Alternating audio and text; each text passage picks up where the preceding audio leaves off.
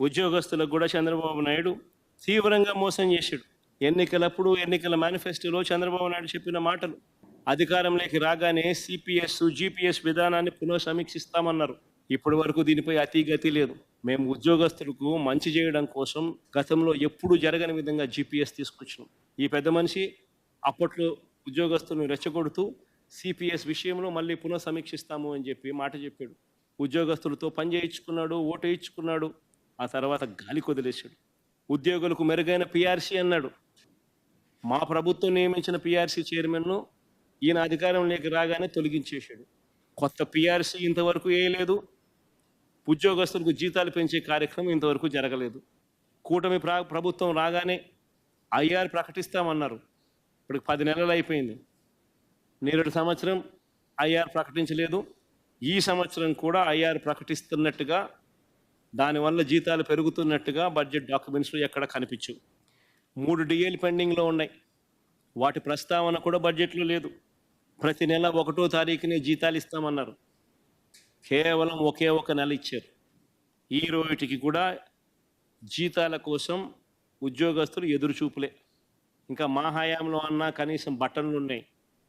మా హయాంలో అన్నా కనీసం కోవిడ్ లాంటి మహమ్మారిని కూడా చూసాం.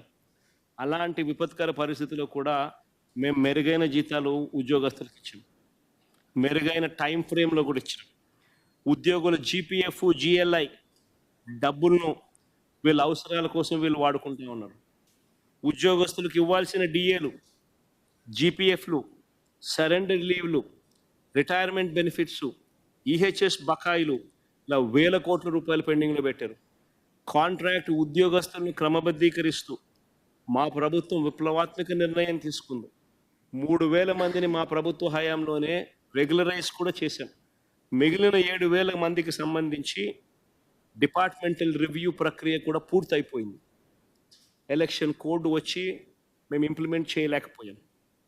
ఈరోజు అన్ని ఫార్మాలిటీస్ కంప్లీట్ అయిపోయాయి. మొత్తం ఫైనలైజ్ అయిపోయింది. ఒక ప్రక్రియ మొత్తం పూర్తి చేశారు. Rooster, reservation, length of service ఇలా అన్నీ కూడా సుప్రీంకోర్టు గైడ్ లైన్స్కి అనుకూలంగా అన్ని రకాలుగా అన్నీ కూడా కంప్లీట్ అయిపోయాయి. ఆ మిగిలిన 7,000 మందికి ఎందుకు రిక్రూట్మెంట్ ఆర్డర్స్ ఇవ్వడం లేదు? ఎందుకు రెగ్యులరైజ్ చేసే ఆర్డర్స్ ఎందుకు ఇవ్వడం లేదు? వాళ్ళ జీవితాలతో కూడా ఆడుకుంటా ఉన్నారు. ఉద్యోగాల గురించి 2 ఆసక్తికర విషయాలు చెప్తా. ఇది ప్రతి ఒక్కరికి కూడా తెలిసి ఉండాలి. మరీ ముఖ్యంగా ఉద్యోగస్తులకు తెలిసి ఉండాలి. ఎందుకంటే రాష్ట్ర ప్రభుత్వం ఏమీ ఇవ్వకపోయినా కూడా ప్రతి ఏటా గవర్నమెంట్ ఉద్యోగస్తులకు కనీసం 9 నుంచి 10% జీతాలు వాళ్ళవి పెరుగుతాయి. 2 డిఏలు, 1 ఇంక్రిమెంట్ రూపేణా. ఇది వాళ్ళ హక్కు. న్యాచురల్గా ఖచ్చితంగా వాళ్ళకు పెరుగుతుంది. కానీ చంద్రబాబు నాయుడు ప్రభుత్వం వచ్చాక మాత్రం జీతాలు పెరగని పరిస్థితి ఎక్కడైనా కనిపించింది అని అంటే ఒక చంద్రబాబు నాయుడు గారి ప్రభుత్వం వచ్చిన తర్వాత మాత్రమే కనిపించింది. పైగా బడ్జెట్లో దీనికోసం కేటాయింపులు ఆశ్చర్యకరంగా తగ్గించినారు. ఇది ఇంకొక పెద్ద ఆశ్చర్యం. నిజంగా ఒకసారి ఏ రకంగా తగ్గించినారని ఒకసారి చూస్తే వాళ్ళ బడ్జెట్ డాక్యుమెంట్స్. బేసిక్ పే ఒకసారి చూడండి. రివైజ్డ్ ఎస్టిమేట్లో 35,439 కోట్లు అయితే పెరగాల్సింది పోయి 35,431 కోట్లు తగ్గింది. అదే 2023-24 నుంచి గమనిస్తే పెరుగుతుంది. మళ్ళా 25-26 ఈ బడ్జెట్లో పెరగాలి. పెరగకపోగా బేసిక్ పే తగ్గింది. అదే రకంగా గ్రాంట్ ఇన్ ఎయిడ్ శాలరీస్, అంటే ఇది యూనివర్సిటీస్కి ఇచ్చే శాలరీస్, యూనివర్సిటీస్లో పనిచేసే వాళ్ళకి ఇచ్చే శాలరీస్, వాళ్ళ శాలరీస్ చూస్తే ఏకంగా 2023-24లో 3,927 కోట్లు అయితే 2025-26 ఈ బడ్జెట్లో వీళ్ళు పెట్టింది 2,944 కోట్లు. అంటే కొత్త వీసీలను నియామకం చేసింది ఉద్యోగస్తులు తొలగించేదానికోసం, అంతే కదా? దాని ప్రకారం ఇవాళ బడ్జెట్ డాక్యుమెంట్స్ నేను చూపిస్తా ఉన్నట్టు. రిటైర్డ్ వాళ్ళ పరిస్థితిని ఒకసారి గమనిద్దాం. రిటైర్డ్ వాళ్ళని ఒకసారి గమనిస్తే పెన్షనర్ల సంఖ్య మామూలుగా ప్రతి ఏటా పెరుగుతుంది. రిటైర్ అయిపోయే వాళ్ళ సంఖ్య పెరుగుతుంది. ప్లస్ పెన్షనర్లకు డిఆర్ అనేది యాడ్ అవుతుంది. వీటి 2 కారణాల వల్ల పెన్షనర్లకు మామూలుగా అమౌంట్ అనేది పెరగాలి. అలాంటిది పెరక్కపోగా ఒకసారి చూస్తే పెన్షనర్లకు సంబంధించి 2023-24లో 12,101 కోటి ఉంటే 2025-26 11,080కి రివైజ్డ్లోనే 9,746 చూపించినారు. తర్వాత pensions of state aided education institutions వాళ్ళది చూస్తే 2023-24లో 701 ఉంటే 2025-26లో 511కి తగ్గించినారు. తర్వాత లోకల్ బాడీస్లో ఉన్న ఎంప్లాయీస్ ఆఫ్ లోకల్ బాడీస్ 2023-24లో 437 కోట్లు అయితే అది 12,50,00,000కి తగ్గించేసినారు.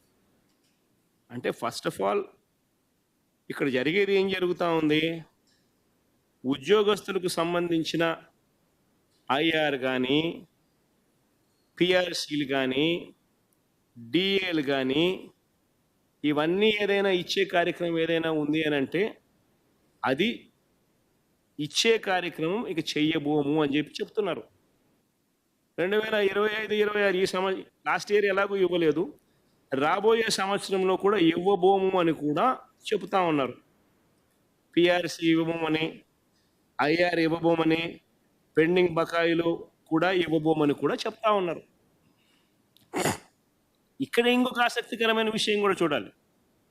ఆసక్తికరమైన విషయం ఏంటంటే ఈ మధ్యకాలంలో నిన్ననో మొన్ననో అనుకుంటా ఫైనాన్స్ మినిస్టర్ ఉద్యోగస్తులకు సంబంధించిన జీతాల వివరాలు తెలియజేస్తూ తాను చెప్తాడు, స్టేట్స్ ఓన్ రెవెన్యూలో జీతాలకు సంబంధించిన పర్సంటేజ్లు విపరీతంగా పెరిగిపోయాయి, అందుకని మేము ఇవ్వాలంటే ఇబ్బంది పడతా ఉన్నాము, ఏ కార్యక్రమం చేయాలన్నా కూడా ఇబ్బంది పడతా ఉన్నాము అని చెప్పారు.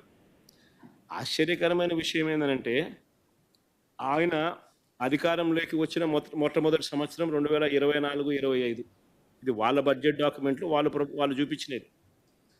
స్టేట్స్ ఓన్ రెవెన్యూస్ వాళ్ళే ప్రొజెక్ట్ చేసినారు 1,01,000 కోట్లని రివైజ్డ్ ఎస్టిమేట్. వాళ్ళంతటి వాళ్ళే శాలరీస్ అండ్ పెన్షన్స్ 89,000 కోట్లు అని చెప్పి వాళ్ళే రాశారు. Salaries and pensions as a percentage of states own resources 87% అని వాళ్ళే రాసుకొచ్చారు. అయ్యా పయ్యావుల కేశవ్ గారు, ఫైనాన్స్ మినిస్టర్ గారు, మీరు మాకు పాస్ ఓవర్ చేసినప్పుడు మేము అధికారంలోకి వచ్చిన మొట్టమొదటి సంవత్సరం కూడా చూసుకోండి, అప్పుడు కూడా salaries and pensions as a percentage of states own revenues అంతే 87% అయ్యా పయ్యావుల కేశవ్ గారు చూసుకోండి అని చెప్తా ఉన్నాం.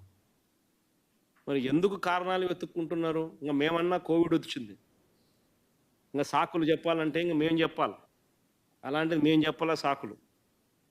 మరి మీరెందుకు సాకులు వెతుక్కుంటున్నారని చెప్తా ఉన్నాను నేను.